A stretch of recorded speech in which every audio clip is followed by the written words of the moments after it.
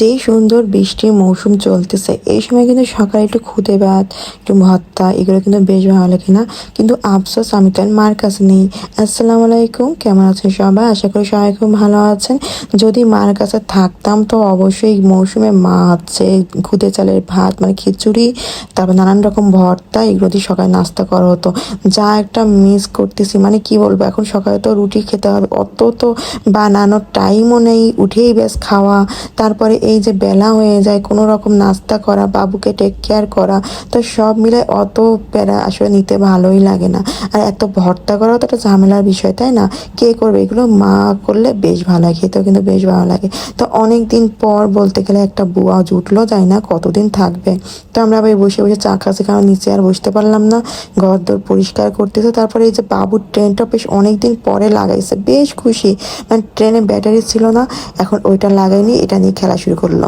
আমাদের বাসায় সবসময় টাকি মাছ কিনলে যেটা হয়, এগুলো ভর্তায় খাওয়া হয়, আসলে রান্না করেও ভাবে খাওয়া হয় না। ভর্তা খেতে জানি আব্বু অনেক বেশি পছন্দ করে, তো ভর্তা করেই খাওয়ায়। তো এই যে কাঁঠালের আঠিগুলো দিয়ে ভাবলাম যে আজকে একটু ভুনা করব, একদম ঝাল ঝাল করে পুরা পুরা করে ভুনা করলে কিন্তু বেশ ভালো লাগে। আর এই বর্ষাকালের ভিতরে না একটু ভাজা পোড়া দিকে বেশি মন যাচ্ছে। আমারও মনে হচ্ছে একটু পিঠা বানাই খাই, একটু ভাজা পোড়া খাই, আবার বাইরেও তো যেতে ইচ্ছা করে না। তো এটা দিয়ে রান্না করব কাঁঠালের আঠি দিয়ে একদম ভোনা। পাশেই আমি পেঁয়াজ ভাজাটা হালকা করে বসাই দিছি। যেহেতু টাকি মাছটা বেশি একটা ভাজা ভাজা করব না, হালকা ভাজবো। আর এটা তো একটু বড় অনেক জায়গা, তাই জন্য দুটোই একসাথে কাজ চালা নিচ্ছে আর কি। আর কত রকম বুদ্ধি করে যে রান্না বান্না করতে হয়, এখন রান্না বান্না করতে আসলে এগুলো আসলে সবই হয়ে যায়। তো এখানে আমি হচ্ছে শুকনো মরিচটা ব্লেন্ড করে নিচ্ছি, একদম মশলা সব একসাথে। তার ভিতরে এখন এই যে কাঁঠালের আঠিগুলো সুন্দর করে পরিষ্কার করা হয়ে গেছে। আসলে এগুলো খেতে কিন্তু ভীষণ মজা লাগে, কিন্তু পরিষ্কার করা যে একটা কষ্ট লাগে। তো এই যে মাছগুলো এখন এখানে দিয়ে দিচ্ছে, যেহেতু হালকা হালকা করে ভাজা ছিল, তো মানে ওভাবে করে একদম মশলার সাথে মাখায় মাখায় দিয়ে দেবো। আর হালকা একটু পানি দিয়ে এই যে বিলাতি ধনেপাতা, আমার তো বিলাতি ধনেপাতা ভীষণ ভালো লাগে। যখনই আমি কিনে নিয়ে আসি না, আমি এটা টপে করে লাগাই ফেলি, মানে যদি কখনো লেগে যায় আর কি। আমার এগুলো এসে ভীষণ ভালো লাগে লাগাতে, আর খেতেও তো ভীষণ মজা না? তো এইদিকে কিন্তু আমার হয়ে গেল একদম মাখা মাখা, আর একটু হবে তেল উঠা পর্যন্ত। তা আমি একটু উল্টায় পাল্টায় দিই। তো দুপুরে তো এটা দিয়ে কোনো রকম হয়ে গেল আমাদের, আর সাথে মাংস ছিল, ডাল ছিল। তো সব মিলায় এই ভুনা ভুনা তরকারি দিয়ে হয়ে গেল। আর রাতের জন্য আমি রান্না করব দেশি মুরগি।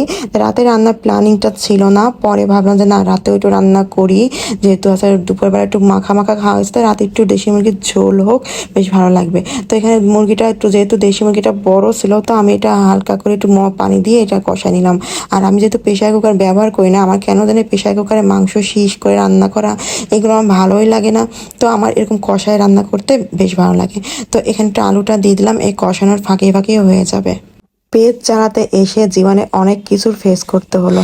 মানে বললাম না যে এত প্যারা, যদি জানতাম জীবনে এত প্যারা, তার চাইতে বড় প্যারা হচ্ছে যে টপিকটার উপরে ফেসবুক চলে সেটাই ব্যাস ভাইরাল, সেটাই শুধু ভাইরাল। এই যে কদিন আগে চললো মিম তানিশা নাজিমের একটা কাহিনী, এখন আবার শুরু হয়েছে বিগ বসে আরমান মালিক তার দুইটা বউ, মানে এমন একটা কাহিনী, ব্যাস এইসব সমাজ নষ্ট করতেছে। তো কেমন লাগলো ভিডিওটা অবশ্যই কিন্তু বলতে ভুলো না। সবাই পেজটা অবশ্যই ফলো দিয়ে রেখো। সবাই ভালো থেকো, আল্লাহ হাফেজ।